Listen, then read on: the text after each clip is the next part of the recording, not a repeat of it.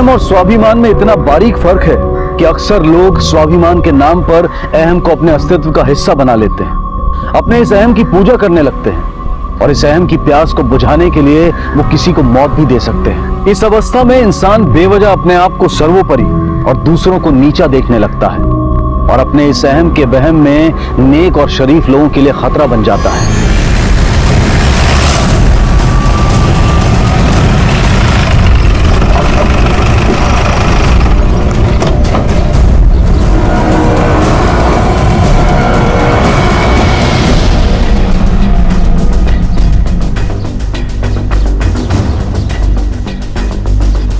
ये शायद सुसाइड नहीं मर्डर है, जिसको किसी ने खुदकुशी का रूप देने की कोशिश की है।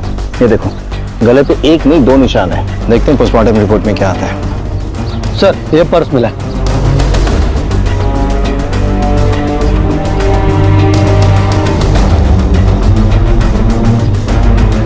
इसको पहचानते हो? हाँ साहब, ये तो नैना सिर के अपनी शांताराम काका की बेटी, इसी गांव की है। साहब, ये नैना और इस असलम का जबरदस्त लफड़ा चालू था। असलम! असलम!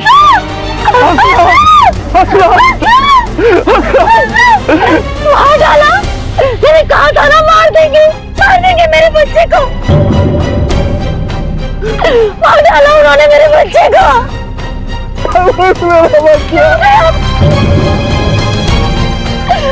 मेरे बच्चे। इनको किसने बताया होगा? सर, इन्हीं में से किसी आदमी ने बताया होगा। गांव इतना छोटा है कि हर आदमी एक दूसरे को जानता है। और ये वो लोग कौन है? सर, ये उधर वाले लोग हैं।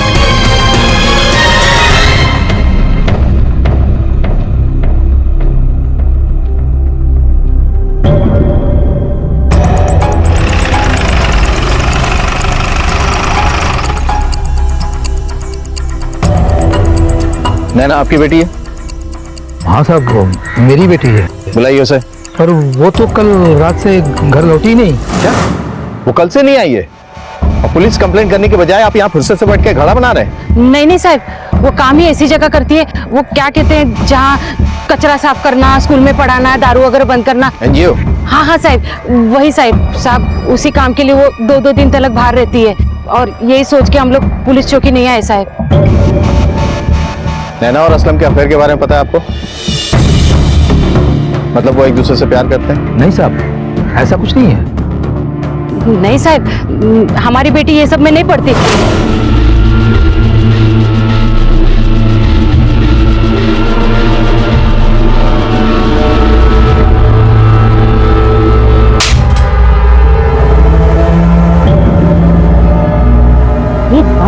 बार बार समझाया तुझे, तू दोस्त के अलावा कुछ नहीं बन सकता है मेरा।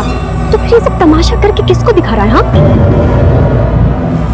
देख असलम, समझ जा, अभी भी वक्त है। ये तो प्यार व्यार तो बहुत दूर की बात है, ये जो अपनी दोस्ती है ना, वो भी नहीं है।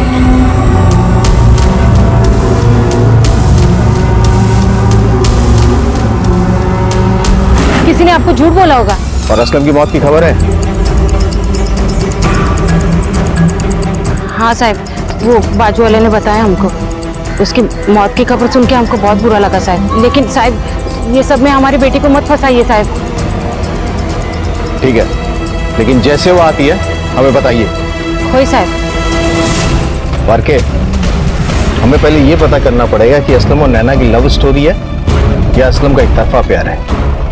और ये बात हमें नैना ही बता सकती। और ये भी पता करो वो कैंप गई थी या ये लोग झूठ बोल रहे हैं। एक पॉसिबिलिटी और है वारके, चूंकि असलम और नैना 2 समुदाय के थे, हो सकता है ये असलम की मौत इनकी लव स्टोरी का नहीं। सर, मैंने इंफॉर्मेशन निकालने के लिए खबरी को काम पे लगा दिया है। असलम नैना से एक तरफा प्यार करता था, लेकिन असलम और नैना के बीच में प्यार का कोई भी रिश्ता नहीं था। उन दोनों के बीच में कोई लव स्टोरी नहीं चल रही थी। तो फिर इस प्यार की झूठी अफवाह और सांप्रदायिक भेदभाव का षड्यंत्र रचने वाला वो दिमाग किसका था, जिसने इस षड्यंत्र की आड़ में छिपकर असलम का कत्ल कर दिया? पर इस कत्ल की वजह क्या थी? और क्या वो मुजरिम नैना या असलम का अपना कोई करीबी रिश्तेदार था या फिर कोई पराया?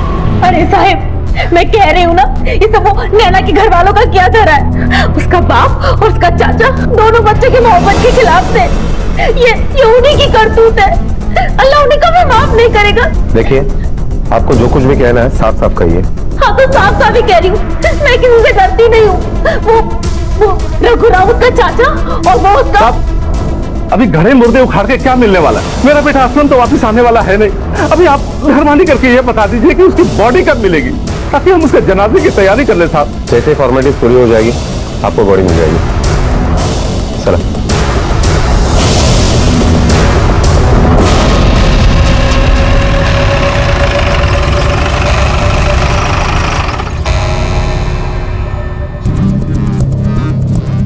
कुछ पता चला?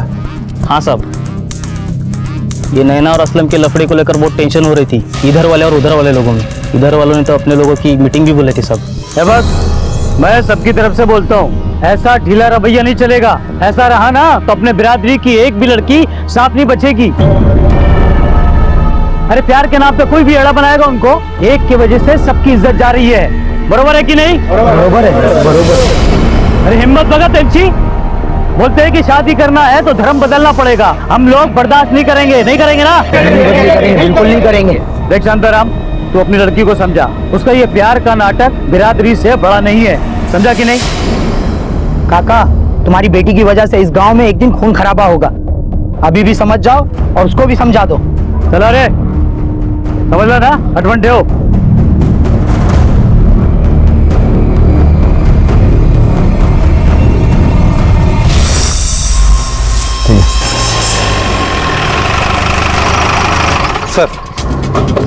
सर हमने इंक्वायरी की तो पता चला कि बाजू के गांव में यानी राहुरी में एनजीओ का कैंप लगा है।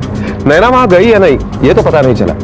जहां कैंप लगा है शायद वहां मोबाइल का नेटवर्क ना हो सकता है वहां के लोकल पुलिस स्टेशन से कंफर्म करो कि नैना वहां है या नहीं, क्योंकि नैना के बाप ने हमसे झूठ बोला था कि नैना और असलम के अफेयर के बारे में से कुछ भी नहीं पता है। नैना और असलम के अफेयर के बारे में पता है आपको? नहीं साहब। और सर यहाँ तो असलम की मां ने रघुराम के ऊपर ही खून का इल्जाम डाल दिया। उसका बाप रघु रावत का चाचा दोनों बच्चे की मोहब्बत के खिलाफ थे। उसके बाप ने क्या बोला? कुछ नहीं, चुपचाप खड़ा था और जब बात बढ़ने लगी तो कहा कि असलम की बॉडी दे दो और मामला खत्म कर दो। वाकई कोई आम लव स्टोरी का मामला नहीं लग रहा है। दोनों परिवारों के बीच में जरूर कुछ ऐसा हुआ है जो ये हमसे छुपा रहे हैं। दो समुदाय के बीच की बात है, हमें बहुत होशियारी से काम करना पड़ेगा।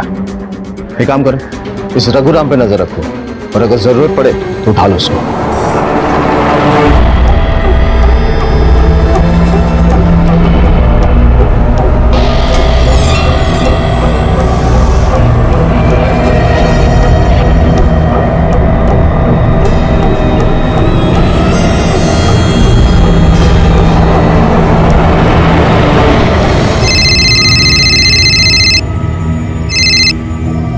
हाँ बोल। खबर पक्की है, ये नैना के काका ने असलम को एक बार नहीं बहुत बार धोया है।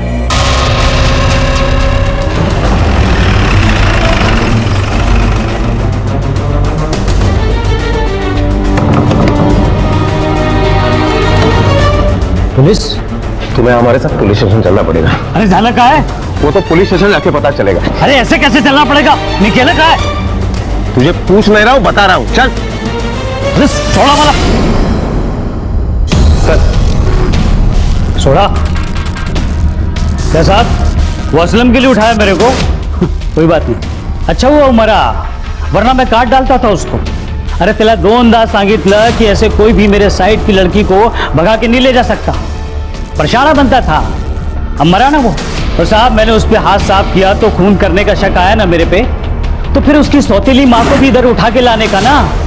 अरे वो भी तो अपने भाई इलियास से खूब पिटवाई उसको। ये बोलते साहब कि वो लोग ही मारे उसको। ठीक है जाओ, लेकिन गांव से बाहर मत जाना। ठीक है। मार्के नजर रखो इस पे कि कितना सच बोल रहा है। ये तो नैना के मिलने के बाद ही पता चलेगा। फिलहाल हमें असलम के घर वालों से पूछताछ करनी चाहिए। चल।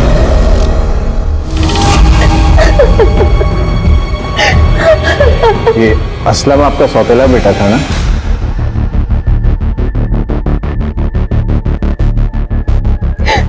सौतेला तो क्या हुआ साहब, औलाद नहीं था क्या? माँ की छाती दर्द से फटी जा रही है और आप है कि अपने भाई इलियास से उसको क्यों पिटवाया था?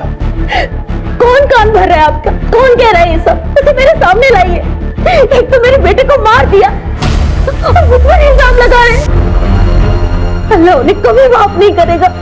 उशिर के तो केरे पर पड़ के मरेगा, सड़ सड़ के मरेगा। साहब अब काहे को मेरे बच्चे की मिट्टी खराब करनी है? क्या मिलने वाला है इससे?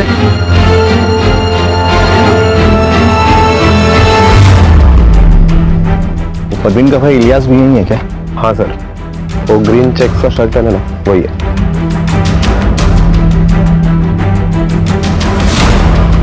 हाँ साहब, मैंने पीटा था उसको। नैना के चक्कर में? नहीं साहब, नैना के चक्कर में नहीं। तू अब ही निकल जा मेरी आपा के घर से, तेरी वहां कोई जरूरत नहीं है। क्या हो गया? दुल्हन के बदले दूल्हा लाने की तैयारी में है। दुल्हन के बदले दूल्हा? मतलब क्या है तेरा? अब अपने घर की इज्जत कैसे उछालूं साहब? और वो असलम लड़कियों के बदले लड़कों के साथ हम बिस्तर होता था साहब।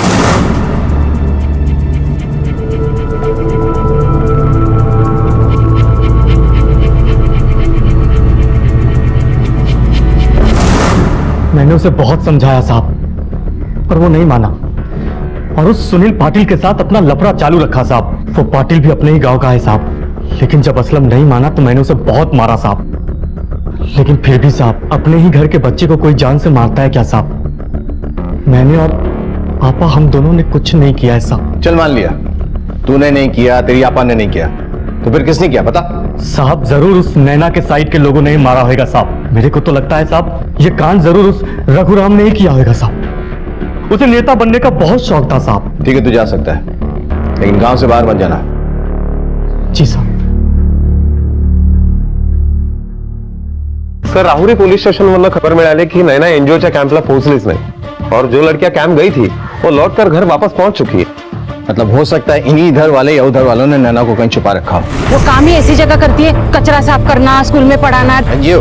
हाँ हाँ साहब, वही साहब। उसका बाप रघुराम, उसका चाचा, दोनों बच्चे की मोहब्बत के खिलाफ थे। ओके, नैना के मोबाइल की लास्ट लोकेशन और कॉल रिकॉर्ड्स मंगवा।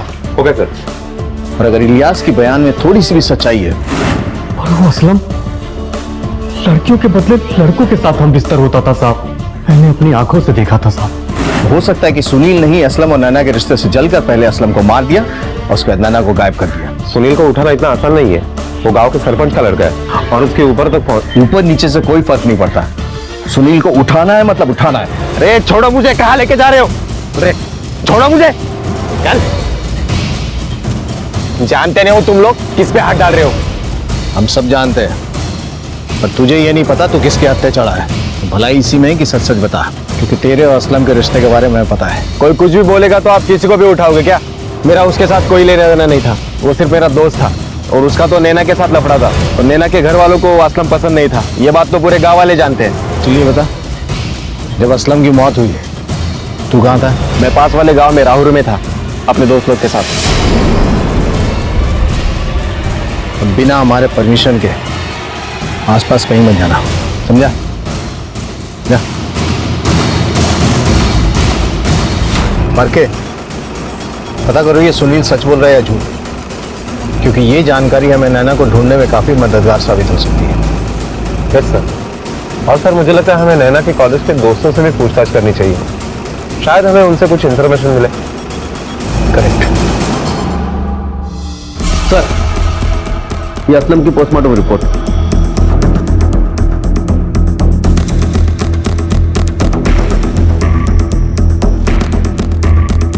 वाकई मेरा शक सही निकला, असलम ने सुसाइड नहीं किया बल्कि उसका मर्डर हुआ है। इसका मतलब हो सकता है नैना की जान भी खतरे में हो। मैंने आप लोगों को बोला ना, मुझे नहीं पता नैना के बारे में। ऐसा हो ही नहीं सकता कि तुम्हें कुछ पता नहीं है, क्योंकि हम जानते हैं तुम नैना की सबसे करीबी दोस्त हो। 4 दिन से तुम्हारी दोस्त गायब है और तुम्हें अब भी नहीं लगता कि तुम्हें जो कुछ पता है हमें बताना चाहिए? सर वो 4 दिन पहले कॉलेज आई थी, पर उसके एनजीओ का एक छोटा सा कैंप था ना, इसलिए वो जल्दी चली गई। बस इतना ही।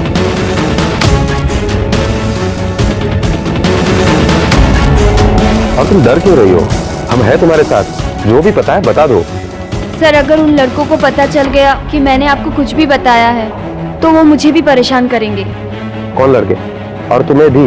इसका मतलब क्या वो नैना को भी परेशान करते थे? जी सर। देखो, छुपाने से प्रॉब्लम और भी बड़ी हो सकती है, इसलिए बता दो, हम तुम्हारी मदद करेंगे। सर कुछ दिन पहले सीनियर कॉलेज की 3 स्टूडेंट को नैना की वजह से कॉलेज से निकाल दिया गया था। तुम तीनों को कॉलेज की तरफ से रेस्ट्रिक्ट किया जाता है और दोबारा इस कॉलेज में एडमिशन नहीं मिलेगा, समझे?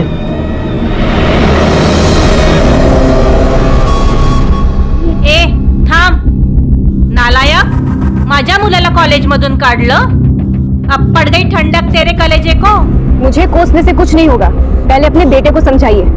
जो क्लास में खुद तो दारू पी के आता ही है, बाकी के स्टूडेंट्स को भी दारू बेचता है. तो तुझे क्यों आग लगी इस बात से? ये कॉलेज है, दारू का अड्डा नहीं. इससे पहले भी 2 बार मैंने समझाया था, लेकिन ये माना नहीं. इसलिए मुझे इसके खिलाफ कंप्लेंट करनी पड़ी. अगर अब भी नहीं सुधरा ना, तो मैं फिर से कंप्लेंट करूंगी. कंप्लेन तो तब करेगी ना जब तू जिंदा बचेगी. अब देख तेरे साथ क्या क्या होता है. चल आई. सर, नैना किसी से नहीं डरती. उसने लोगों के भलाई के लिए बहुत काम किया है. समाज सुधार की तो जिद सवार है उसके सर पे. आप चाहो तो गांव वालों से पूछ सकते हैं. सर, अब मैं जा सकती हूँ. उन लोगों को पता चलेगा ना तो मुझे वो परेशान करेंगे. ठीक है, लेकिन जाने से पहले पाटिल मैडम को उन लड़कों के नाम और एड्रेस दे देना. अगर वो लड़के तुम्हें फिर से परेशान करते हैं तो तुरंत पुलिस स्टेशन में आके कंप्लेंट करना. नैना के बारे में कुछ भी पता चले तो फौरन हमें आके बताना. पाटिल मैडम, मावड़ी नंबर के.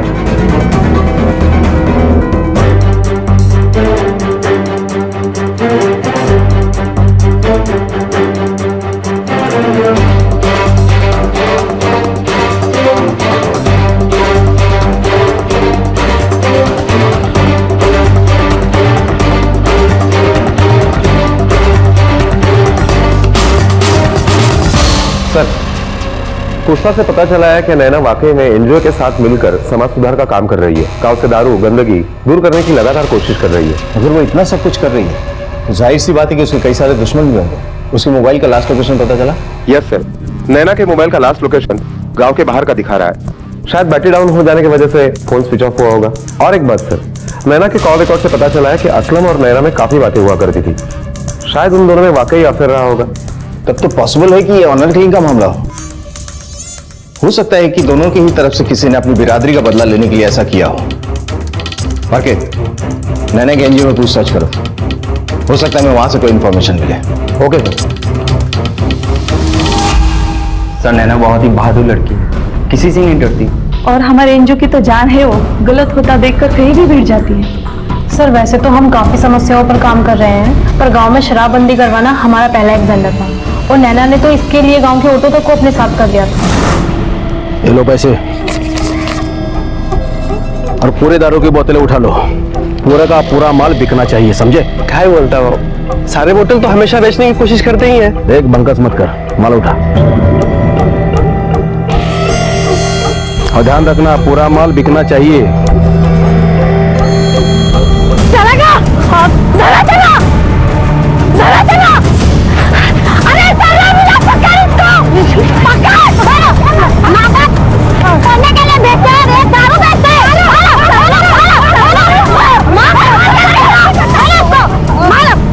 सॉरी, प्रसाद की जड़ तू है कल्लू. अगर तू नहीं होता ना तो ये गांव बर्बाद नहीं होता. तूने यहाँ दारू की भट्टी शुरू कर दिया ना, आज तो तुझे बर्बाद करके छोड़ेंगे हम. देखो, तुम लोग अच्छा नहीं कर रहे हो. इसका अंजाम बहुत बुरा होगा. उससे ज्यादा बुरा क्या करेगा? तेरे को बता दो तो बुरा क्या होता है ना? सारी दारू की भट्टियों को फोड़ दो. तू हमारा बुरा करेगा. आज देख तेरा बुरा हाल हम क्या करते हैं. हाथ इसका मुंह पे. नहीं. मुंह काला कर इसका. गाँव का सर्वनाश किया ना तूने. अब जाना दो तुझे. चलो तू जाओ.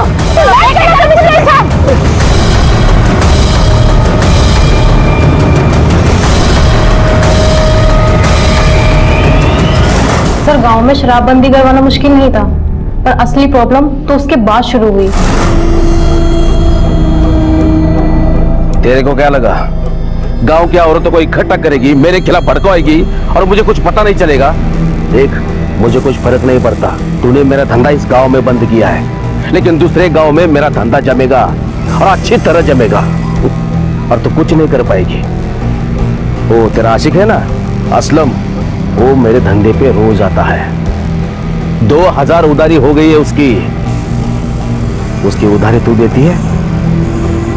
अरे पैसे की बात नहीं कर रहा हूं मैं, कुछ और ही दे दे. हाथ दूर रखकर बात करना, वरना तोड़ दूंगी. मैं डरने वाली नहीं हूँ, समझा? मेरा गांव तेरे और तेरी दारू से खाली हो गया, मेरे लिए इतना ही काफी है। और अगर जरूरत पड़ी ना तो पुलिस में जाऊंगी और तुझे जेल भी भिजवाऊंगी, समझा? चलो। नैना के बारे में कुछ भी पता चलता है या कुछ भी खबर मिलती है तो हमें आकर तुरंत बता देना। जी सर। आपकी छोटी सी मदद हमारे लिए बड़ी हो सकती है। Thank you sir. क्या हुआ? कुछ नहीं सर, बस ऐसे ही। वो लड़की हमसे बात करना चाहती थी लेकिन बाकी लोगों ने उसे रोक दिया। उसके पास जरूर कोई इंफॉर्मेशन है। पाटिल मैडम, एक काम करो, आप उस लड़की का एड्रेस निकालो, हम उससे बात करेंगे। Okay sir. हो आई 2 मिनिटांनी येते।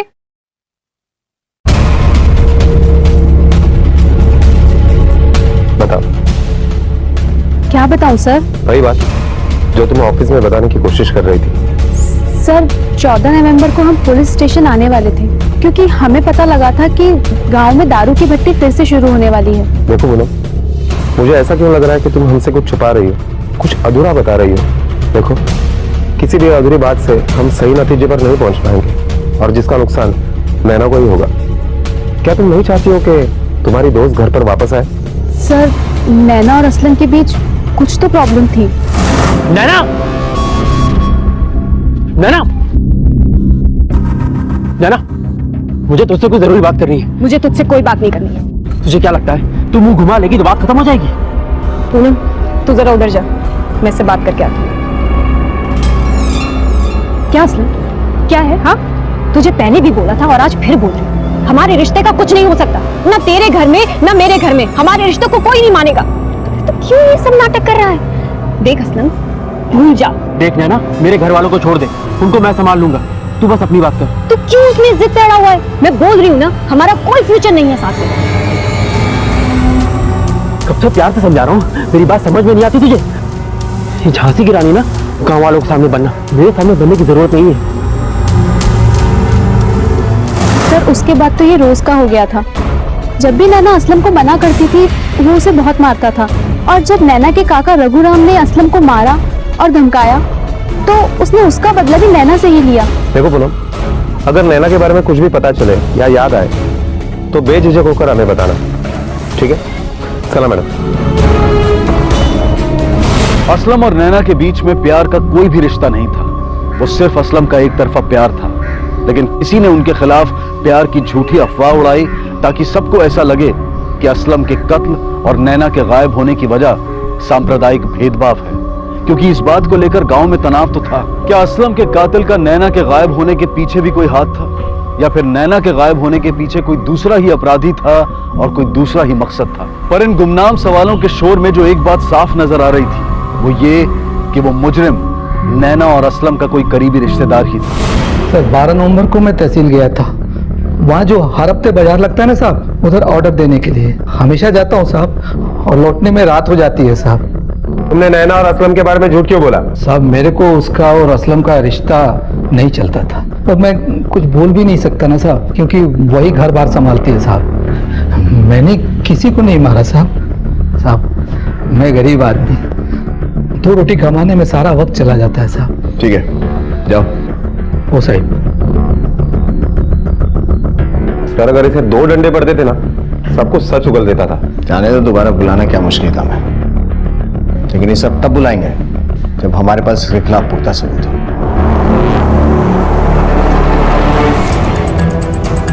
या सर, या तिकडे आइए सर।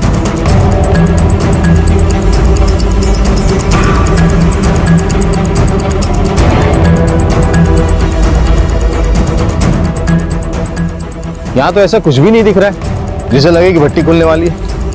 लेकिन सर खबर तो पक्की थी। हो सकता है खुली हो लेकिन जगह कोई और हो। एक काम करो, खबरी से पता करो कहाँ खुली है। सर ये देखिए, किसी लड़की का दुपट्टा मिला है।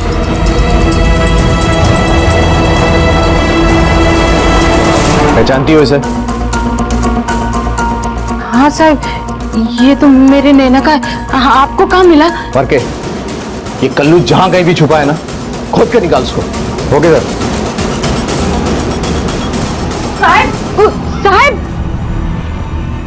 नैना नमस्ते साहब। नमस्ते, बोलो। याच गावात एक बेवड़ा रहता साहब, सत्या मान, जो नैना को बहुत धमकी वमकी देता था। उसकी बीवी उन लोगों के साथ थी जिन्होंने नैना के कहने पे कल्लू की दारू की भट्टी तोड़ी और उसको पुलिस में दिया था साहब। इसकी बीवी को बहुत कुछ पता हो सकता है। कहाँ रहता है सत्या? मेरा खूब हिम्मत वाले होते साहब, उसी हिम्मत से तो हमने कल्लू की दारू की भट्टी तोड़ी।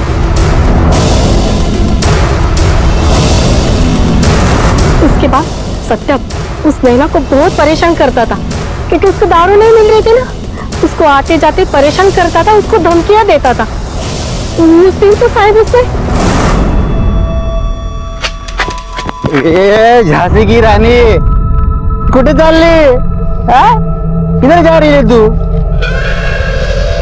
ये दारू कहाँ से मिली तुझे? हाँ, गांव में दारू तो आएगी। मैं क्या बोलता हूँ तेरे को, तू क्या के लिए दारू बंदी के पीछे पड़े लिए?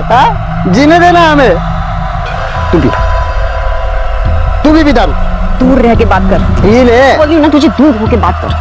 अच्छा, तुझे क्या लगता है तू बात करने की चीज है? मैं तुझे अभी बताता हूँ कि तू क्या करने की चीज है, समझी? छोड़, अरे छोड़। सत्या!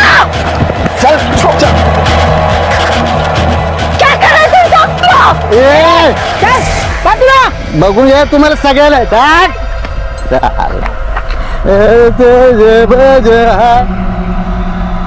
अगर भट्टी बंद थी तो सत्या को दारू कहाँ से मिल रही थी? अब क्या बोलूं साहब, वो कल्लू ने बाजू के गांव में दारू की भट्टी डाली ना, वहां से लेके आता था ये दारू। अब तो इस गांव में भी वो कल्लू की दारू बेचने का काम करता है। ठीक है, या वार के इस सत्या पे जाल बिछाओ। कल्लू जहां कहीं भी है ना, अपने आप झोली में गिरेगा। Okay sir.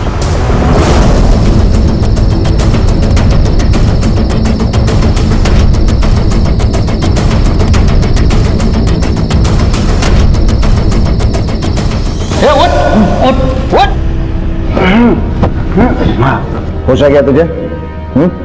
चल बता नैना कहाँ? मेरे को नहीं पता सर, नैना कहाँ पे? ये बोले बोल। आई शपथ सर, मेरे को नहीं पता नैना किधर है। मेरे कुछ नहीं किया सर। चल नैना को छोड़, ये बता कल्लू कहाँ है?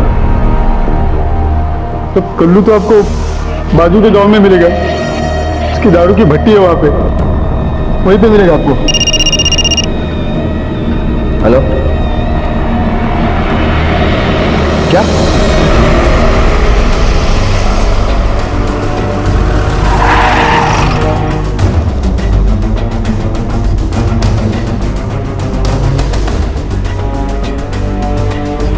साहेब, ही नैना आहे, शांताराम काकांची मुलगी।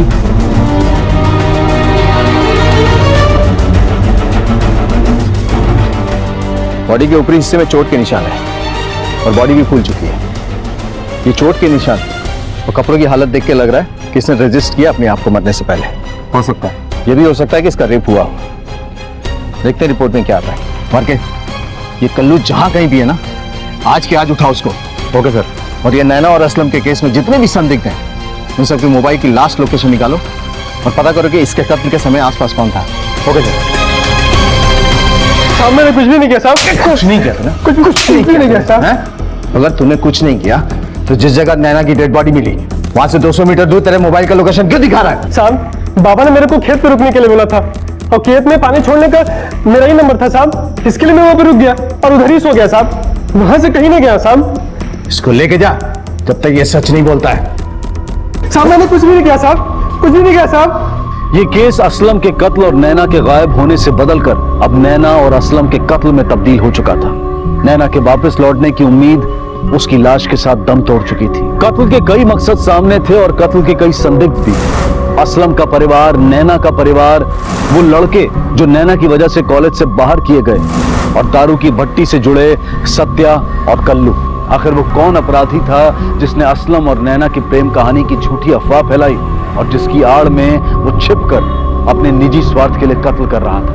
उस मुजरिम को ऐसा क्या फायदा था कि उसे इस बात की भी फिक्र नहीं थी कि ये झूठी अफवाह और दो समुदाय के बच्चों का कत्ल सांप्रदायिक दंगे फैला सकता है, जिसमें पूरा का पूरा गांव झुलस सकता है, सैकड़ों जानें जा सकती हैं। अगर पुलिस ने इस केस को जल्द से जल्द नहीं सुलझाया, अगर समय रहते असली मुजरिम का पर्दाफाश नहीं किया गया, तो यह मामला बहुत खतरनाक मोड़ ले सकता है।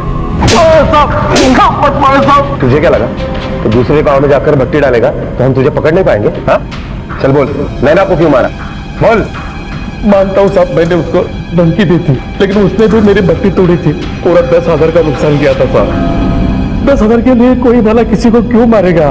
वैसे भी दूसरे गांव में मेरा धंधा अच्छा चल रहा है साहब, तो काय को इस लफड़े में मैं पड़ूं और पैसे देने वाले की बेटी को क्यों मारूंगा साहब? अरे वही तो मेरा धंधा चलाता है साहब। पैसे देने वाला मतलब? साहब मैं दारू बनाता हूँ और उसके लिए पैसे लगते हैं साहब। जब जब मुझे जरूरत पड़ती है तो शांताराम मुझे ब्याज पर पैसे देता है साहब।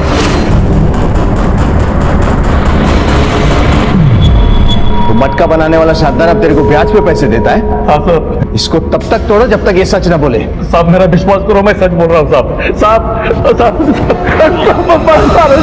ये केस तो अजीब सा फंसता चला जा रहा है।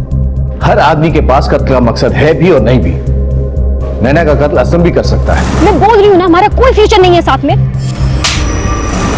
नैना ने उसकी बात नहीं मानी, असलम मार पिटाई से आगे बढ़ा और उसका खून कर दिया, और इसी वजह से नैना के साइड वालों में से किसी ने बदला लेने के लिए असलम को मार दिया। शांताराम साहब मेरे को उसका और असलम का रिश्ता नहीं चलता। सुनील या कोई और जो अब तक हमारी पहुंच से बाहर है? सर खूनी तो शांताराम भी हो सकता है, क्योंकि उसे भी असलम और नैना का यह रिश्ता मंजूर नहीं था और गुस्से में आकर उसी ने इन दोनों को मार दिया हो। या फिर कल्लू या नैना का काका रघुना, वो तो असलम, नैना उसके परिवार वालों को धमका भी चुका था। यह भी हो सकता है कि असलम की मौत के बाद उधर वालों ने बदला लेने के लिए नैना को मार दिया।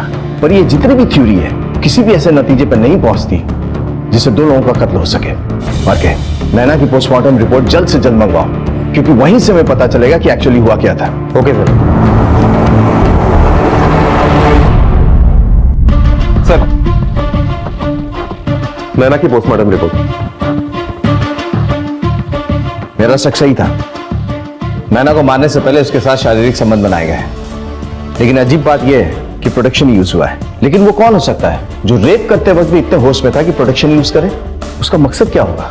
कहीं ये संबंध नैना की मर्जी से तो नहीं बनाए गए, या बेहोशी की हालत में? क्योंकि शरीर के ऊपरी हिस्से में चोट के निशान तो हैं, लेकिन निचले हिस्से में बिल्कुल भी नहीं है। सर ये भी तो हो सकता है कि असलम और नैना की मर्जी से यह संबंध हुए हो और उन्हें ऐसा करते वक्त किसी ने देख लिया और गुस्से में आकर फिर उन्हें मार दिया हो। पर वो कौन हो सकता है? कॉलेज के वो 3 लड़के जो नैना की वजह से रस्टिकेट हुए थे, पर उन्हें असलम को मारने की क्या जरूरत थी? सर कत्ल करने का मोटिव सत्य और कल्लू के पास भी है। नैना का सिर्फ कत्ल ही नहीं बल्कि बलात्कार भी हुआ था, और पुलिस ने नैना के बलात्कारी तक पहुंचने के लिए सभी संदिग्धों के मेडिकल टेस्ट भी करवाए थे। असलम भी बलात्कार का संदिग्ध था। कोर्ट की अनुमति और धार्मिक भावनाओं को ध्यान में रखते हुए असलम की बॉडी को भी कब्र से निकाला गया और टेस्ट किया गया, लेकिन पुलिस को यहां भी कोई सफलता नहीं मिल पाई। पुलिस फिर से एक बार बंद रास्ते पर जा पहुंची जहां से कोई रास्ता नजर नहीं आ रहा था, और तभी पुलिस को एक ऐसा क्लू मिला जिसने इस केस की सूरत ही बदल दी। अरे क्या अजीब आदमी है तुम? तुम्हें अगर दोबारा जमीन नापनी नहीं थी तो इतनी माथापच्ची क्यों की तुमने? तुम्हारी वजह से सारा काम अब मुझे दोबारा करना पड़ेगा। और पटवारी साहब मैं तो बोल रहा हूँ ना, मेरे को और जमीन नहीं चाहिए, जितना है बहुत है। मेरे को दोबारा लफड़े में नहीं पड़ने का साहब। लफड़े में नहीं पड़ने का था तो फिर आरटीआई क्यों फाइल किया? टाइम पास करने के लिए? साहब वो मैं नहीं, मेरी बेटी ने फाइल किया था। वही नहीं रही तो जाने दो ना साहब। ठीक है, तो मेरे को क्या? साहब नमस्कार। चलो तुमसे कुछ बात करनी है। तेरी बेटी गांव में दारूबंदी करवाना चाहती थी और तू पैसे देके दारू बनवा रहा था।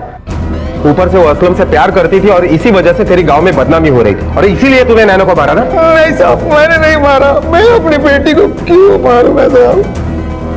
ये सच कह रहे साहब, ये क्यों मारेंगे? ये तो उनसे बहुत प्यार करते हैं साहब। और पटवारी पटवारी क्यों आया था तेरे घर पे? रघुराम में और तुझमें जमीन का क्या लफड़ा है? बताता हूँ। 11 तारीख को पटवारी के तरफ से एक चिट्ठी आई थी जिसमें था कि सरकार की तरफ से जो जमीन मिला था उसमें रघु भाऊ ने ज्यादा हिस्सा ले लिया था और नैना ने वो क्या RTI डाला था जिसकी वजह से हमारे सामने पूरी जमीन फिर से नाप ली थी और हमें पूरा हिस्सा मिलना था। और साहब उसी रात को रघु भाऊ घर आया और बहुत झगड़ा किया साहब। अरे शांताराम, तेरी बेटी अगर तुझसे नहीं संभलती तो बोल, मैं देखता हूँ उसको। ये क्या नाटक डाल रखा है RTI में मेरे खिलाफ? वो जाएगी मेरे खिलाफ, रघुराम के खिलाफ। ओ नैना मैडम, तू छीनेगी मुझसे जमीन? वो सारी जमीन मेरी है, लेके दिखा, मैं भी देखता हूँ कैसे लेती है तू। आपकी नहीं, अपनी जमीन हम वापस लेंगे जो कि धोखे से आपने अपने कब्जे में कर ली है और जो हमारा हक है। मेरे को ज्यादा भाषणबाजी नहीं देने का, किसी और को देने का। और ये तेरा बाप दो कौड़ी का, इसको हक दिलाएगी और तू दिलाएगी? तेरे बारे में सब मालूम है मेरे को। असलम के साथ में क्या क्या गुलछर्रे उड़ाती है सब मालूम है। बस बहुत हो गई तमीज से बात। काका समझ के सुन रही हूँ तो मतलब कुछ नहीं बोलेंगे। चलो चलो निकलो यहाँ से, अब सीधा तहसीलदार के ऑफिस में मिलेंगे। हाँ, या दोबारा मत आना। चलो। है ना, तुझे बनाता हूँ मैं कलेक्टर, दिखाता हूँ मैं कौन, बताता हूँ मैं सबको। सर, शांताराम सच बोल रहा है। नैना को RTI ऑफिस से जो जवाब आया था ये उसकी कॉपी है। इसका मतलब हम सही जा रहे हैं। इस रघुराम को उठा लो, देखते हैं कौन सा तीसमार कहां बन रही है। Okay sir.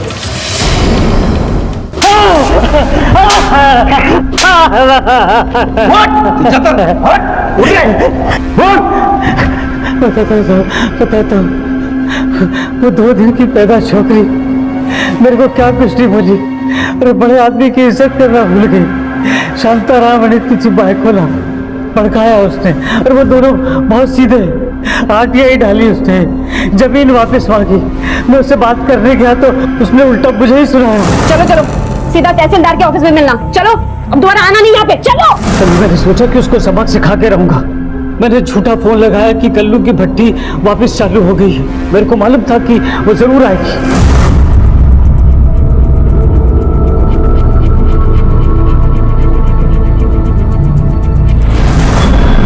वो मर गई? मतलब उसकी लाश के साथ तूने बलात्कार किया, वो भी प्रोडक्शन के साथ? क्यों? वो इसलिए साहब कि जब मालूम पड़े तो सबका शक असलम पे जाए। जाली नंबर से असलम को फोन किया। मैंने उसको बोला कि तुम दोनों को भगाने में मैं मदद करूंगा, और इसलिए रात को असलम मेरी बताई जगह पे आ जाए, और असलम मान भी गया।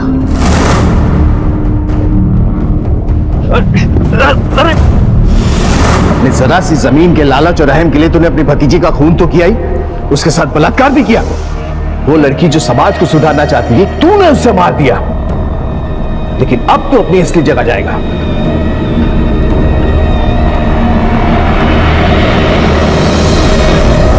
कर भला तो हो भला जैसी कहावतें हमारे समाज में आज झूठी साबित हो रही हैं। क्यों हमारे समाज में रघुराम जैसे जीव बसते हैं, जिसने अपनी छोटी सी जमीन के लिए गुस्से में अपनी भतीजी नैना को मारा और उसका बलात्कार भी किया। वो नैना जो सभ्य समाज का सपना देखती थी, समाज की गंदगी साफ करते करते गुजर गई। रघुराम को नैना और असलम के कत्ल और नैना के बलात्कार के लिए गिरफ्तार किया गया। अहम और लालच अपराध की पहली सीढ़ी है, इससे अपने आप को दूर रखें और भलाई करते हुए भी सतर्क रहें, क्योंकि बुराई घात लगाए बैठी हो सकती है। अब मैं अनूप सोनी आपसे विदा लेता हूं, फिर मुलाकात होगी अगले एपिसोड में जुर्म की एक और कहानी के साथ। तब तक अपना और अपने परिवार का ख्याल रखें और देखते रहें क्राइम पेट्रोल डायल 100। सबक एक को सीख हम सबको। जय हिंद।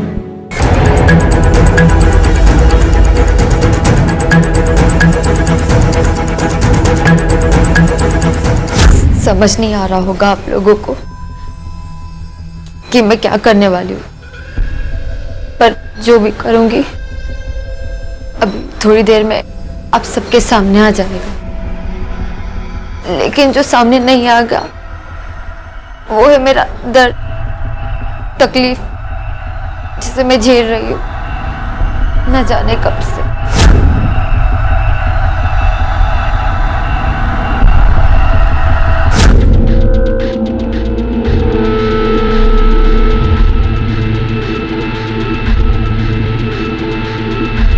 बहुत हिम्मत रखी मैंने, यही समझाते रहे खुद को कि सब ठीक हो जाएगा, लेकिन नहीं। तो अब बस जो करना है मुझे ही करना है और मैं वही करने जा रही हूँ।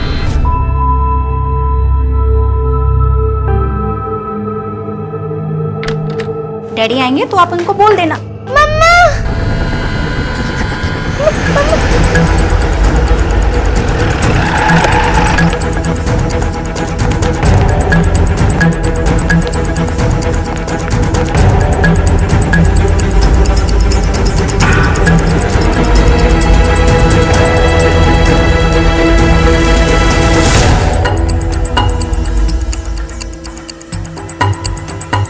ये लड़की कौन है?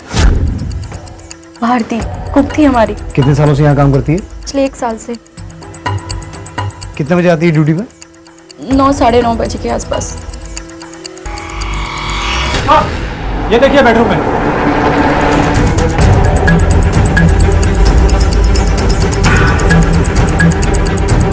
सर लड़के की जेब से ये पर्स और फोन मिला है, लेकिन पर्स में कोई आईडी नहीं है। इस लड़की का कोई फोन वगैरह? नहीं सर, शायद साइड केसेस दोनों एक दूसरे से प्यार करते होंगे, कोई प्रॉब्लम हुई होगी तो शायद। बॉडीज को पोस्टमार्टम के लिए भिजवाओ। Yes sir. हमारी व्यस्त और भागदौड़ भरी जिंदगी में अपने घर की चाबियां हमारे घर पर काम करने वाले लोगों और पड़ोसियों के पास छोड़ना हमारी मजबूरी भरी जरूरत बन चुकी है। हम अपने घर से दूर होते हैं और हमारे पास ये जानने का कोई जरिया नहीं होता है कि हमारे घर पर क्या हो रहा है, क्या घट रहा है। एक फ्लैट के मालिक को अपने घर का दरवाजा खोलने पर 2 लाशें पंखे से लटकती हुई मिली, जिनमें से एक लाश थी उसी घर में कुक का काम करने वाली 19 वर्षीय भारती की, और दूसरी थी एक 17 वर्षीय युवक की जिसके बारे में कोई नहीं जानता था कि वो कौन है। साहब मेरी ड्यूटी 11 से 11 होती है। जिस समय भारती आई होगी उस समय दूसरा वॉचमैन था, रवि। कहाँ रहता है रवि?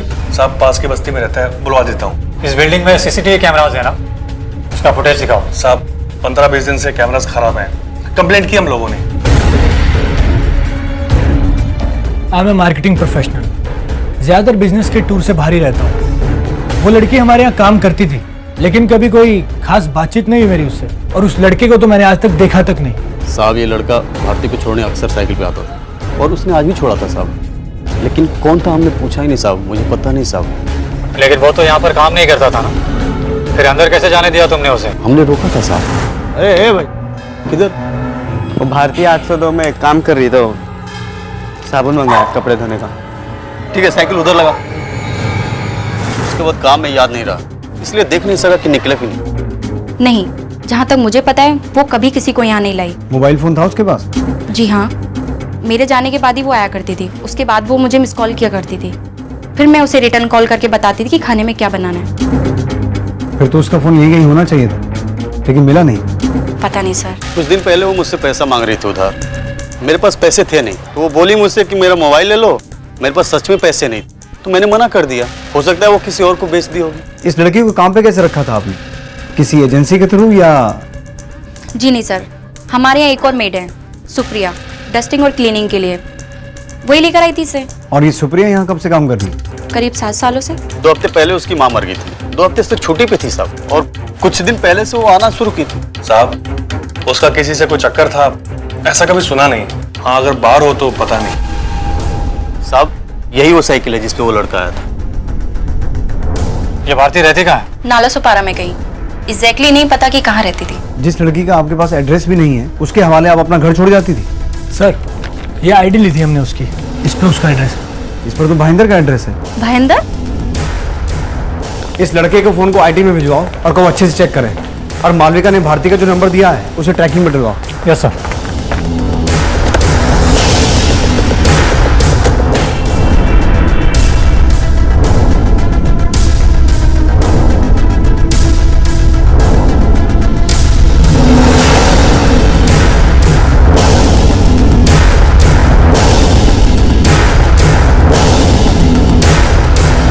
काय झालं साहेब? भारती यही रहती है? उसको तो कई साल हो गए यहाँ से छोड़ के चले गए। अभी कहाँ रहते हैं वो? नाला सुपारा में किधर तो रहते हैं उसके माँ बाप के साथ।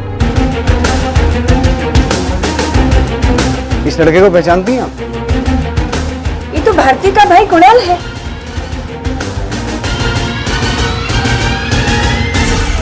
नेटवर्क प्रोवाइडर से उस लड़के के नंबर को लेकर इंक्वायरी की सर, कुणाल नाम है उसका। और एड्रेस भी वही भाईंदर का एड्रेस है जो भारती की आईडी पर लिखा था। जो असल में भारती का एड्रेस है ही नहीं, क्योंकि वो और उसका परिवार वहां से कई साल पहले नाला सुपारा शिफ्ट हो चुका है। हाँ सर, उस लड़के के झोले से एक रिसिप्ट मिली है सर, ये रसीद मिला जो किसी टेलरिंग शॉप की है, और उस पर भी नाला सुपारा का ही एड्रेस है। भारती के पहचान पत्र पर उसके उस घर का पता था जिसे वो सालों पहले छोड़ चुकी थी। काम पर रखते वक्त मालविका ने उससे वो पहचान पत्र तो लिया था, लेकिन उस पर दर्ज वो जानकारी सही है या गलत, ये पता लगाना जरूरी नहीं समझा। अब पुलिस की मुश्किल ये थी कि वो उसकी मौत की सूचना उसके परिवार तक पहुंचाए तो कैसे, इस मामले की तहकीकात को आगे बढ़ाए तो किस तरह। जी साहब, मैं इन दोनों भाई बहनों को जानता हूँ, यहीं पास के चौल में रहते थे अपने बाप विशाल दा के साथ।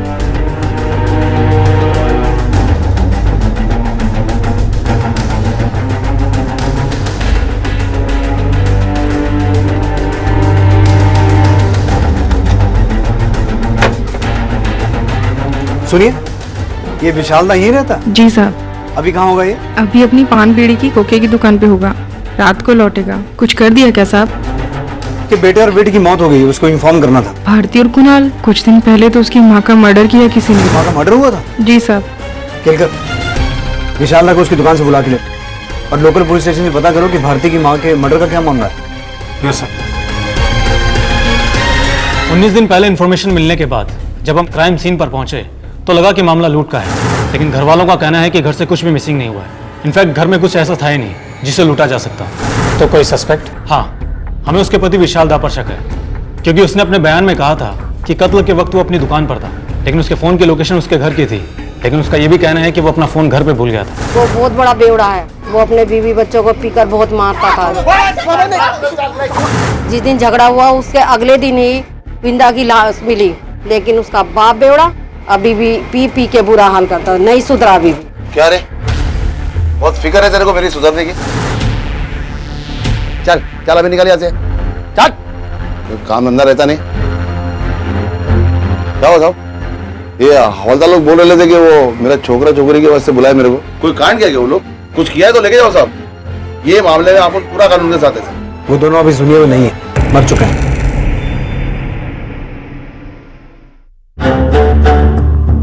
सर, कुणाल और भारती की पोस्टमार्टम रिपोर्ट्स आ गई, और इसके अलावा सर डॉक्टर्स का कहना है कि दोनों ने मरने से पहले काफी स्लीपिंग पिल्स ली थी।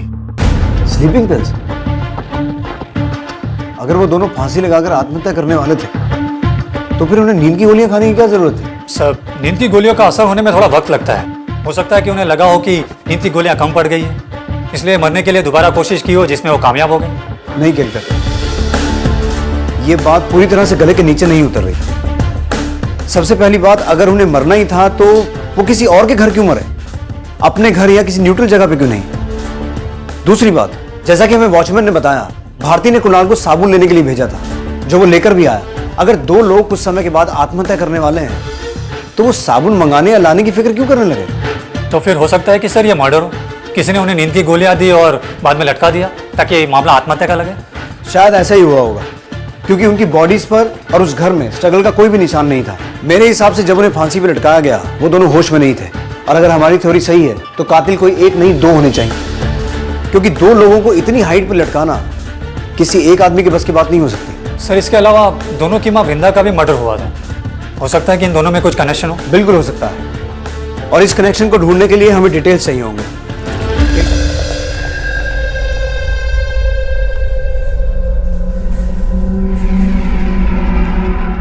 किस बात की पार्टी हो रही है? बीवी के मरने की या बच्चों की मौत की? काय म्हणताय तुम्ही साहब, कैसी पार्टी? साले सब के सब एक साथ छोड़ के गए मेरे को। न कोई रोटी बनाने वाला है, न कोई कपड़े धोने वाला है। जिस दिन तेरे बच्चों की मौत हुई है उस दिन सुबह 9 बजे कहाँ था तू? अपने शोरूम पे, पानी की दुकान पे रहेगा साहब, और किधर रहेगा? सुबह 8 बजे नक्की अपन खोलता है दुकान, नियम है। उसके बाद कहीं नहीं गया तो? किधर जाएगा साहब? आसपास के लोगों को पूछ के नक्की करो आप। तूने पुलिस को बताया था कि जिस दिन तेरी बीवी की मौत हुई थी तेरा मोबाइल फोन घर पे छूट गया था, लेकिन हमें पता चला है कि दोपहर 12 से 1 तू अपनी दुकान पर भी नहीं था, वहां ताला था। कहाँ गया था? दारू की दुकान में। फिक्स है, दोपहर को 12 बजे शाम को 7 बजे। वो साहब को बोला था मैं, और आप शक कर रहे मेरे पे? मैं मारा मेरी फैमिली को? क्यों? तू क्यों नहीं मार सकता? हर रोज थोड़ा थोड़ा करके तो मार ही रहा था ना। तो किसी दिन दिमाग में आया होगा कि किस्सा खत्म कर दूं। अच्छा नहीं है साहब, औरत कमाओ, छोकरी कमाओ, छोकरा भी कमाना शुरू करने वाला था। उनकी मौत से मेरे को नुकसान होगा कि फायदा? थोड़ा सोचो साहब, कोई खुद से खुद का नुकसान करके लेता है क्या? सर कुणाल, भारती और वृंदा के कॉल रिकॉर्ड से कुछ नहीं मिला सर। तीनों के रिकॉर्ड क्लीन है। और विशाल दा की सेल इन्फॉर्मेशन से यही पता चला है कि वो सच बोल रहा है। कुणाल और भारती के मर्डर के वक्त वो अपने शॉप पर ही था और आसपास के दुकानदारों का भी यही कहना है। पिछली बार उसका फोन घर छूट गया था, कहीं अपनी उस गलती से सबक लेकर इस बार वो जानबूझकर अपना फोन पान की दुकान पर तो नहीं छोड़ गया। पर यह कोई स्ट्रॉन्ग एलिबाई नहीं है। इस मामले में हमें हर फैक्ट को लेकर श्योर होना होगा। और फिलहाल मुझे लगता है कि हमें वृंदा के मर्डर को छोड़कर भारती और कुणाल पर कंसंट्रेट करना चाहिए, क्योंकि अगर इन दोनों केसेस का आपस में कोई कनेक्शन है तो वो खुद ब खुद सामने आ जाएगा। अब जबकि ये क्लियर हो चुका है कि मामला सुसाइड का नहीं मर्डर का है, इसका मतलब ये हुआ कि कुणाल का मालविका के घर आना महज एक इत्तेफाक था। कत्ल भारती का होना था और इस बात से अनजान भारती ने कुणाल से साबुन मंगवाया जो वो लेके भी आया, लेकिन साबुन लेके जब वो पहुंचा तो भारती के साथ वो भी मारा गया। यानी हमें जो भी लीड मिलेगी वो भारती से कनेक्टेड लोगों से मिलेगी। राइट। वो जो मेड थी सुप्रिया, जिसने भारती को मालविका के घर काम पे लगाया था, केलकर, उसे बुला। जी सर। साहब, भारती मेरी बहुत अच्छी दोस्त थी। अगर किसी ने उसको परेशान किया होता तो उसने बताया होता मेरे को, लेकिन उसने ऐसा कुछ नहीं बताया। भारती से तुम्हारी पहली मुलाकात कब और कहाँ हुई थी? 2 साल पहले बाजू वाले सोसाइटी के कुछ घर में काम करती थी मैं, उधर ही भारती से मुलाकात हुई थी। फिर धीरे धीरे हम दोनों का दोस्ती हो गया। जब तुमने भारती को मालविका के घर काम पर लगवाया तो वहां पहले से कोई कुक था या थी जिसे हटाकर भारती को काम पर रखा गया हो और उसने नाराज होकर भारती को मार दिया हो? नहीं साहब, मालविका मैडम के घर पे पहले कोई नहीं था। वो उनका नया नया नौकरी लगा था ना, तो भारती को ही पहला रखा था। सुप्रिया, हमें पता चला है कि भारती को तुमसे ज्यादा पगार मिलती थी, तो बुरा तो लगता होगा तुम्हें, क्योंकि काम पर तुमने लगवाया और कमा वो तुमसे ज्यादा रही थी। सबको अपना किस्मत का मिलता है साहब, और वो कौन सा लाखों में कमा रही थी कि मेरे को जलन होएगा।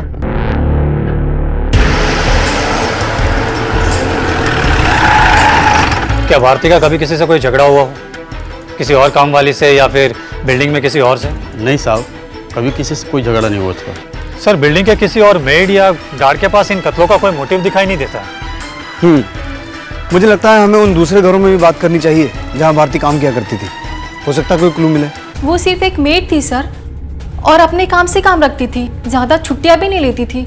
दूसरी मेड्स की तरह इधर की बातें उधर करना उसकी आदत नहीं थी। बस उसकी एक ही प्रॉब्लम थी, जब देखो एडवांस मांगती थी। एडवांस? जी हाँ सर, मेरी यहाँ भी 2 महीने की सैलरी उसके ऊपर एडवांस चल रही थी, और पिछले ही महीने उसने मुझसे 1 लाख रुपए मांगे थे। 1 लाख? जी हाँ, मुझे भी ये बात थोड़ी सी अजीब लगी थी, इसीलिए मैंने उसको मना कर दिया था। जी हाँ, हमने कुछ एडवांस दिया था उसको, लेकिन उसके बाद उसकी हिम्मत इतनी बढ़ गई कि इनसे 1 लाख रुपए मांग बैठी। तो फिर आपने दिए उसे ये पैसे? No sir. तो उसने आपको बताया कि उसे इतनी बड़ी रकम क्यों चाहिए थी? No idea sir. जब देखो वो पैसे के लिए बहुत डेस्परेट रहती थी, शायद कोई इमरजेंसी हो। ये आपके हाथ पे क्या हुआ? वो वॉशरूम में स्लिप हो गई थी तो नल लग गया। आप स्लीपिंग पिल्स का इस्तेमाल करती हैं? जी पहले करती थी, अब नहीं करती। मतलब अभी आपके घर में स्लीपिंग पिल्स नहीं? जी है ना। मैं देख सकता हूँ? बिल्कुल, अभी ले।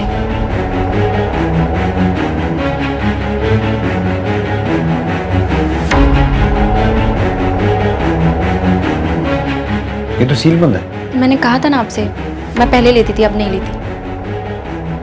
गुड, ये अब आपको इनकी जरूरत नहीं पड़ती। Thank you.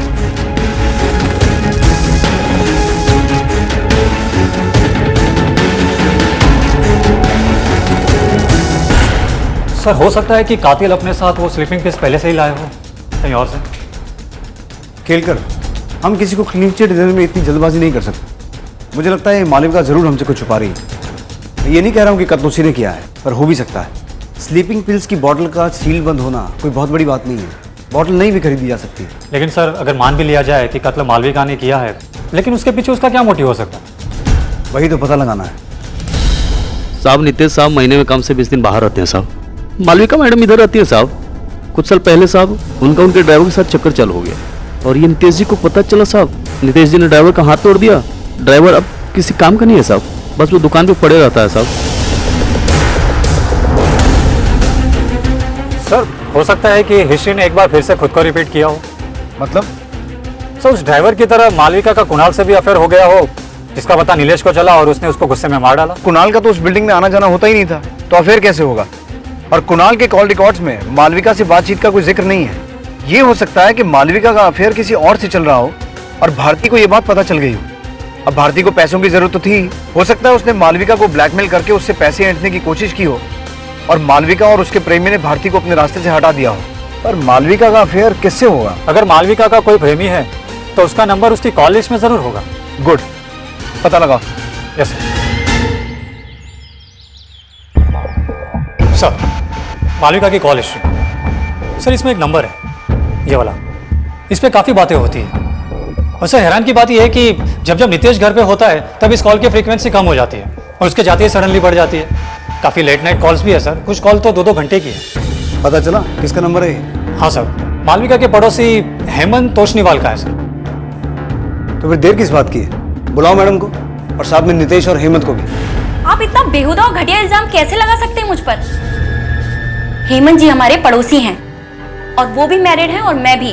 तो आपके कॉल डिटेल्स में जो लेट नाइट 2-2 घंटे की कॉल्स दिखाई दे रही हैं, उस दौरान शायद आप एक दूसरे को सिलाई बुनाई या कुकिंग के टिप्स देते होंगे। कौन सी कॉल सर? आप क्या कह रहे हैं? क्यों हमारी एनर्जी वेस्ट करवाना चाहते हो? जो सच है वो मान क्यों नहीं लेते? नितेश बिल्कुल भी अच्छे पति नहीं है। सर आप मुझसे इस चोट के बारे में पूछ रहे थे ना? ये चोट मुझे नितेश ने दी है, इसीलिए प्यार की तलाश में मैं मानती हूँ सर कि मेरे और हेमंत के बीच में अफेयर है, लेकिन हमने किसी का मर्डर नहीं किया सर।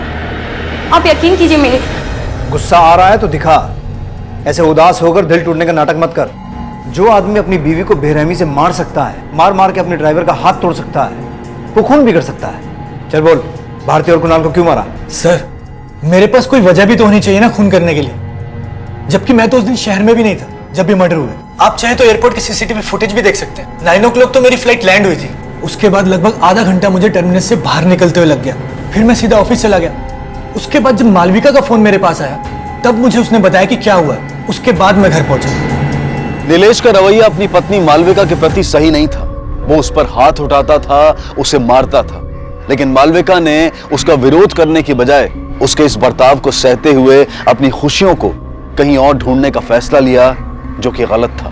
तो अब सवाल यह था कि क्या कुणाल और भारती ने खुद कोई गलती की थी या वो मासूम थे और उन दोनों को इन लोगों की गलतियों का खामियाजा भुगतना पड़ा था। सर मालविका, निशांत और हेमंत के फोन की लोकेशन चेक की, लेकिन इनमें से कोई भी कत्ल के वक्त मौका वारदात में मौजूद नहीं था। और एक्सक्यूज मी सर, हाँ बाबा, कब?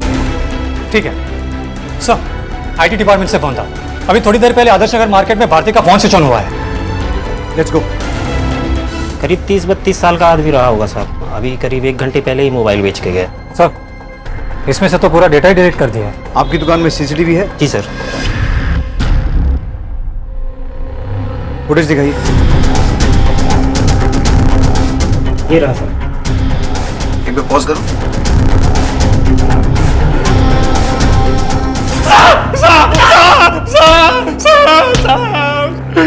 सच्ची बोलता हूँ साहब, मैंने उन दोनों को नहीं मारा, सच्ची में साहब। तो भारती का फोन तेरे पास कैसे आया? वो मैंने चोरी किया था साहब। मैं भी सच्ची बोलता हूँ साहब, मैंने उन दोनों को नहीं मारा साहब। ये जो कह रहा है वो सच हो भी सकता है और नहीं भी, पर झूठ बोलने के चांसेस ज्यादा बनते हैं। क्यों सर? केलकर, उस फोन की कीमत कितनी होगी? 1000 रुपए, ज्यादा से ज्यादा 1500 रुपए। अब इतनी मामूली रकम के लिए कोई क्राइम सीन से एविडेंस मिटाने जैसा सीरियस क्राइम कैसे कर सकता है? इसका कोई ना कोई कनेक्शन तो है, या तो भारती से या फिर कुणाल से। आओ। मैंने उन दोनों को कभी आपस में बात करते नहीं देखा, लेकिन अगर कुछ हो भी तो क्या कहा जा सकता है? क्या बोलते तुम्ही साहब? विनोद और भारती के बीच में चक्कर कैसे हो सकता है साहब? क्यों नहीं हो सकता? क्योंकि साहब वो विनोद मेरे से प्यार करता है साहब, बहुत पहले से। फिर तो हो सकता है सुप्रिया की भारती का कत्ल तुम ही ने किया हो। हाय साहब, भारती मेरी बहन जैसी थी, कोई अपनी बहन को मार सकता है क्या? हो सकता है तुम्हारे विनोद का ज्यादा इंटरेस्ट तुम्हारी बहन में हो गया हो और फिर गुस्से में आकर तुमने। नहीं साहब, मैंने कभी भी भारती को उस नजर से नहीं देखा। मैं सुप्रिया से प्यार करता हूँ, सच्चा प्यार। चलो भारती से प्यार ना सही, पर यह भी तो हो सकता है कि विनोद की कुणाल से कोई दुश्मनी हो। साहब मैंने तो कभी भी उससे बात तक नहीं की, तो दुश्मनी कैसी? साहब एक छोटी सी गलती के चक्कर में मुझे इतना मत रगड़ो साहब, मैंने कुछ नहीं किया। क्या साहब, हम लोग गरीब है, इस वास्ते आप हमारे पीछे पड़े हो ना साहब। जिन पैसे वालों के पीछे आपको पड़ना चाहिए, उनकी तरफ तो आप देख भी नहीं रही साहब। मतलब किसकी तरफ देखना चाहिए हम? अगर तुम्हें लगता है कि कोई है जो हमारी नजरों से छूट रहा है तो बोलो। सब वो ऋषि साहब, मैं उनके घर पर काम करती हूँ साहब, उन्हीं के पैसे से मेरा चूल्हा जलता है, इससे जास्ती मैं कुछ नहीं बोल सकती साहब। सर मैंने भारती के कॉल रिकॉर्ड्स फिर से चेक किए, उसकी बातचीत ऋषि की पत्नी प्रीथा से उतनी नहीं होती थी जितनी की ऋषि से होती थी। तो इतनी बड़ी बात पहले हमारी नजर में क्यों नहीं आई? सर प्रीथा और ऋषि के दोनों के ही नंबर प्रीथा के नाम पर ही रजिस्टर है, इसलिए हमें लगा कि उसकी बातचीत प्रीथा से होती होगी, लेकिन अब पता चला कि उसमें से एक नंबर तो ऋषि के पास रहता है। Late night calls? No sir. Kelkar, तुम्हें याद है जब हमने ऋषि से भारती को एडवांस देने की बात पूछी थी तो उसने हमें ये नहीं बताया था कि भारती ने उससे भी 1 लाख रुपए मांगे थे, बल्कि उसकी वाइफ ने हमें ये बात बताई थी। उसकी हिम्मत इतनी बढ़ गई कि इनसे 1 लाख रुपए मांग बैठी। और ये बात ऋषि को पसंद नहीं आई थी। राइट, तो कहीं ऐसा तो नहीं कि ऋषि ने ही भारती को 1 लाख रुपए दिए हो और ये बात वो हमसे छुपा रहा हो भी सकता है सर। अगर ऐसा है केलकर, तो इसके पीछे कोई ठोस और बड़ी वजह होनी चाहिए, वरना कोई अपनी मेड को इतनी बड़ी रकम क्यों देगा?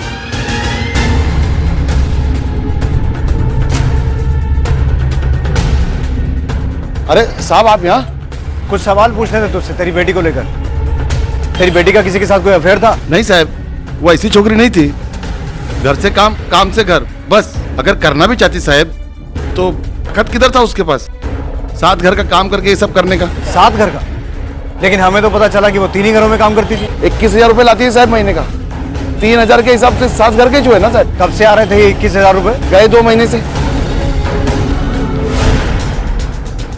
अजीब बात है सर, ठीक 2 महीने पहले भारती ने इन 3 घरों को छोड़कर बाकी सभी घरों से काम छोड़ दिए थे, उसके बाद भी उसकी इनकम कम होने की बजाय बढ़ गई। इसका मतलब है कोई तो था जो उसे ये एक्स्ट्रा पैसे दे रहा था, और जाहिर सी बात है कि ये एक्स्ट्रा पैसे उसे सिर्फ कुकिंग के लिए तो नहीं मिल रहे थे।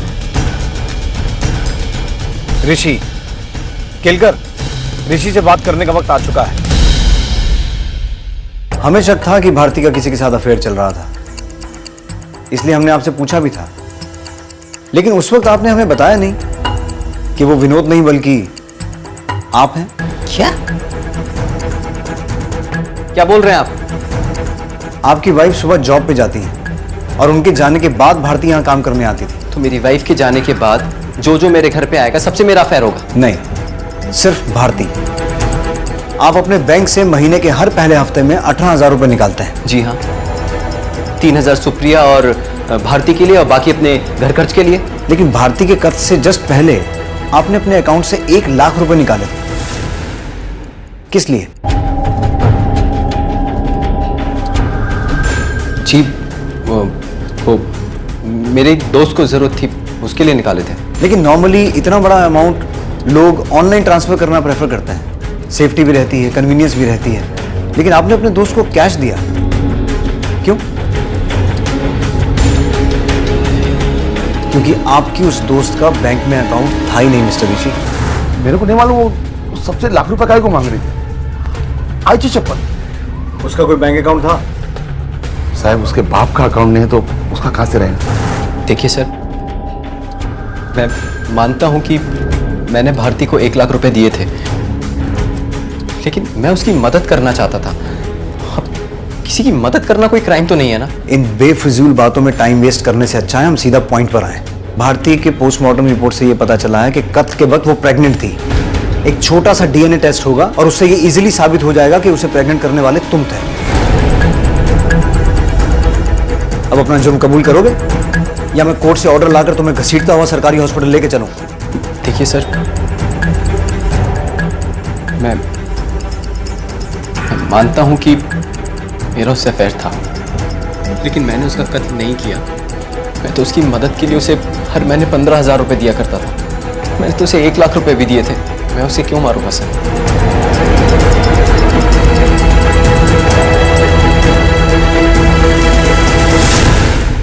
भारती के प्रेग्नेंट होने वाला ब्लफ तो काम कर गया, पर भारती की मौत के वक्त ऋषि वाकई में ऑफिस में ही था।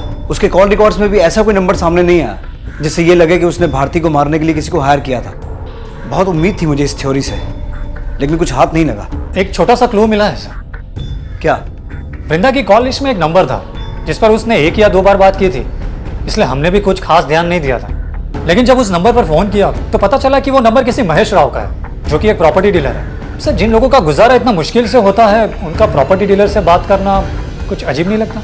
महेश राव कुछ हजार रुपए कमाकर अपना परिवार चलाने वाली भारती को 1 लाख रुपए जैसी बड़ी रकम की जरूरत पड़ना, और ऋषि जिसके साथ उसका रिश्ता सिर्फ मालिक और नौकर का था, उसका भारती को 1 लाख रुपए देकर उसकी जरूरत को पूरा करना, ये दोनों बातें अजीब थी।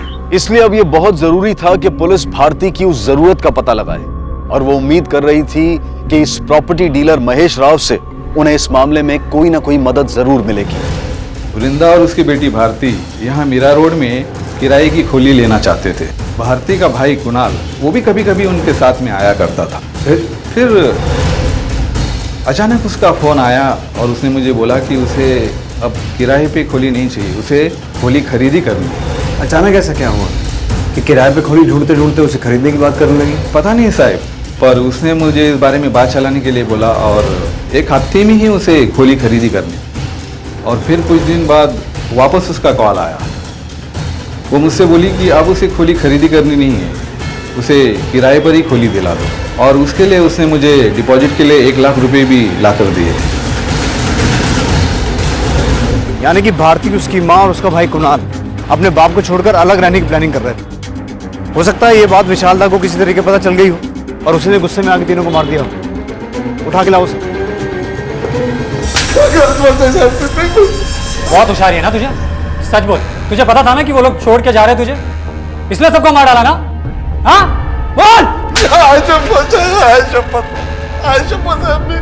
साहब मेरे को कुछ भी खबर नहीं थी साहब की, ऐसा कुछ पुणे में करने वाले हो लोग। साहब मेरे को मालूम होता उनके पास 1 लाख रुपया है तो मैं उनसे वैसे ही ले लेता साहब। वृंदा के मर्डर की इंक्वायरी कर रही टीम ने हमें बताया था कि उन्हें क्राइम सीन को देखकर ऐसा लगा था कि मामला लूट का है।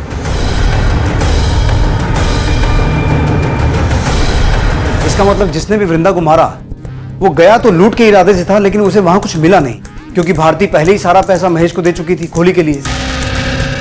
अब अगर ये विशालदा नहीं है तो कौन है?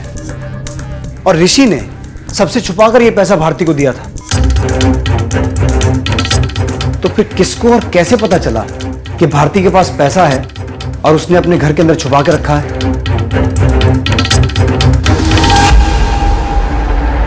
बोलो।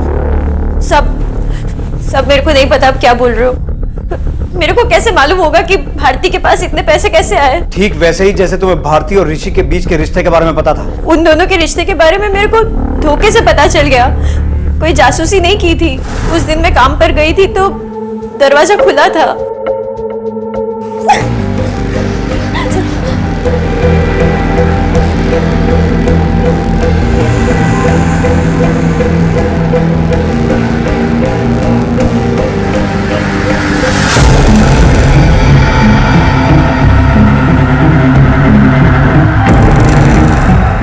आप जल्दी आ गए तो मेरे को शक हुआ साहब, जो मैंने आपको बता दिया। लेकिन ऋषि साहब ने भारती को कितने पैसे दिए, कब दिए, ये सब मेरे को कुछ नहीं मालूम साहब। ठीक है, जा सकती हो। साहब, काश्मीरा पुलिस स्टेशन से इंफॉर्मेशन आई है। कुछ महीने पहले भारती का भाई कुणाल अपने कुछ दोस्तों के साथ ड्रग्स कंज्यूम करते हुए पकड़ा गया था। सभी माइनर थे, इसलिए वार्निंग देके छोड़ दिया गया था। लेके आओ उन्हें। हाँ सर, कुणाल मेरा ही दोस्त है सर। हम दोनों साथ में ड्रग्स लिया करते थे, लेकिन उसकी बहन के रेप वाले मैटर से मेरा कोई कनेक्शन नहीं है सर। रेप? भारती का रेप हुआ था? एक दिन कुणाल अपनी बहन का फोन लेकर के मेरे पास में आया था साहब, तभी उसने मुझे एक वीडियो दिखाया साहब।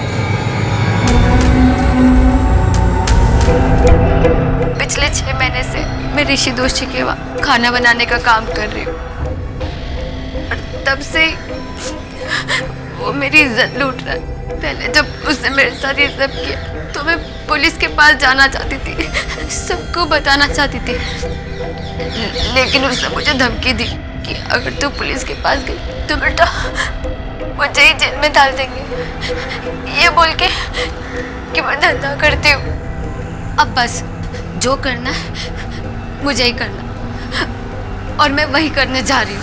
ये वीडियो कुणाल के फोन में था? नहीं साहब, ये उसकी बहन के मोबाइल में था।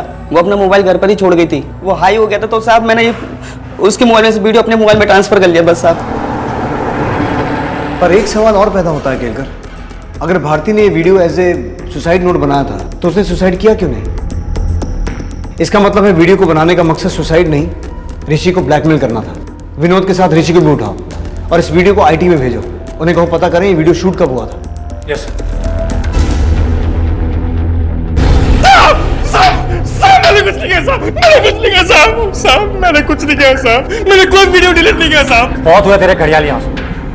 मैं जानता हूँ तेरा भारती के साथ कोई अफेयर नहीं था, बल्कि तूने उसका रेप किया था। और 1 लाख रुपए जो तूने उसको उसकी मदद के लिए दिए थे ना, वो तेरी मर्जी से नहीं थे, बल्कि उसने तुझे ब्लैकमेल किया था। अपना जुर्म कबूल कर ले, वरना तेरा जुर्म साबित करने के लिए अदालत में वो वीडियो है हमारे पास। नहीं बोलेगा? हाँ नहीं बोलेगा?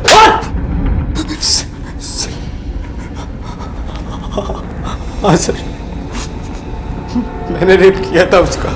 वो मुझे ब्लैकमेल भी करती थी और उसने मुझसे 1 लाख रुपए भी मांगे थे, जो मैंने उसे दे दिए थे। भारती ने मुझसे पैसे लेने के बाद वो वीडियो मेरे सामने डिलीट कर दिया था सर। जब वो मुझे ब्लैकमेल करने ही नहीं वाली थी तो मुझे उसे मारकर क्या मिलता है सर? सर, ऋषि ने अपना जुर्म कबूल कर लिया है। उसी ने भारती का रेप किया था और भारती ने उसे वीडियो दिखाकर 1 लाख रुपया लिया था।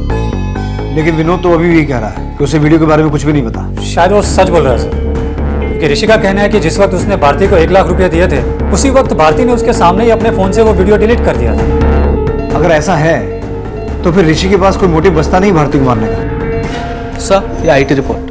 केलकर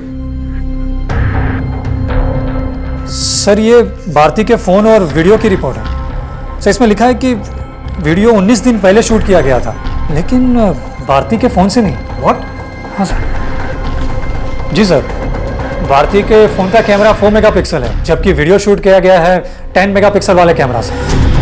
19 दिन पहले मतलब भारती की मां वृंदा के कल से 2 दिन पहले। केलकर, अगर ये वीडियो भारती के फोन से नहीं बनाया गया तो जरूर किसी ऐसे आदमी के फोन से बनाया गया है जो भारती और ऋषि के रिश्ते के बारे में जानता था और साथ ही भारती को उस पर पूरा भरोसा था।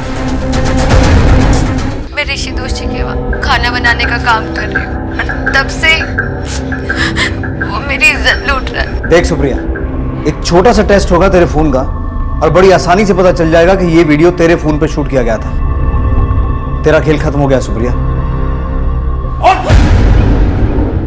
सब वो उस दिन जब मैं भारती को ऋषि सेठ के साथ देखी तो मेरे को बहुत झटका लगा सब। सुप्रिया, छोड़। शादीशुदा आदमी है वो, अगर उसकी बीवी को मालूम पड़ गया ना तो खाल खींच लेगी, तेरी और मेरी भी। बहुत दिनों से वो मेरे साथ जबरदस्ती कर रहे। मैं तो उनके घर का काम छोड़ना चाहती, पर उन्होंने मुझे धमकी दी कि मैं तुम्हें बदनाम कर दूंगी। मेरे को ऋषि सेठ पर बहुत गुस्सा आया, इसीलिए मेरे दिमाग में एक प्लान आया, ऋषि सेठ को ब्लैकमेल करने का प्लान। जो करना है मुझे ही करना है और मैं वही करने जा रही हूँ, अपनी जान लेने जा रही हूँ। बस अब हो गया अपना काम। अब देखना, ये देखकर वो ऋषि सेठ कैसे हिल जाएगा। 50-60 लाख रुपया तो ऐसे दे देगा। और उसमें अब एक हिस्सा मेरा भी होगा। रवि को प्लान मालूम पड़ चुका था, इसीलिए हमने उसको भी साथ में ले लिया।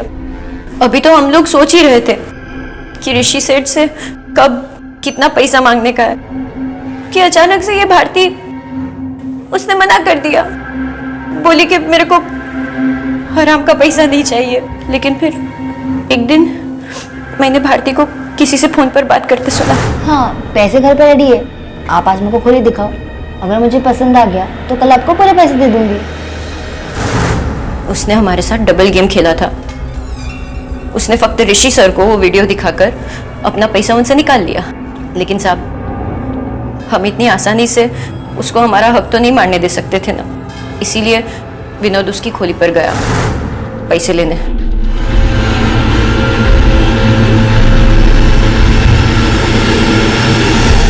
उस दिन जब मैं मालविका मैडम के घर गई तो झाड़ू कटका करने के बाद मैं उधर ही रुक गई।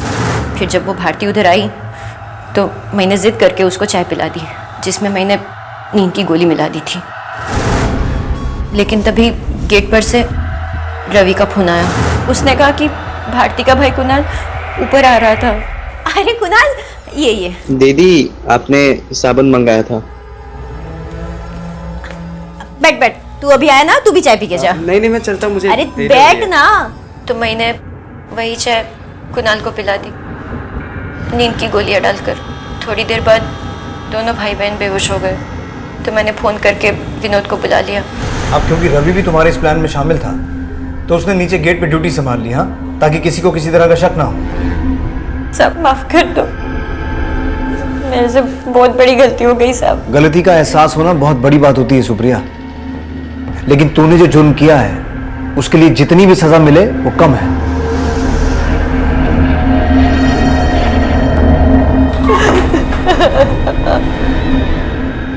जब एक आम आदमी अपने जैसे किसी दूसरे आम आदमी को न्याय पाने के लिए सालों अदालतों के चक्कर काटते हुए देखता है तो इंसाफ पर से उसका विश्वास उठ जाता है और जुर्म और जुल्म से लड़ने की बजाय वो उसके सामने सर झुकाए रखने में ही अपनी भलाई समझता है। यही वो डर था, वो सच था जिसने भारती को ऋषि की ज्यादतियों की खिलाफत करने की बजाय उन्हें चुपचाप सहते रहने के लिए प्रेरित किया, वरना उसके और उसके मासूम भाई के साथ जो हुआ वो कभी ना होता। ये बिल्कुल हमारी व्यवस्था का दोष है, लेकिन ये व्यवस्था बनाने वाले भी हम खुद हैं। पर अब वक्त आ गया है इस व्यवस्था को बदलने का, ताकि जुल्म करने वालों के दिलों में खौफ पैदा हो और उनके द्वारा सताए गए लोगों के दिलों में विश्वास। इसी विचार के साथ अब मैं अनूप सोनी आपसे विदा लेता हूं। फिर मुलाकात होगी अगले एपिसोड में एक और चौंका देने वाले केस के साथ।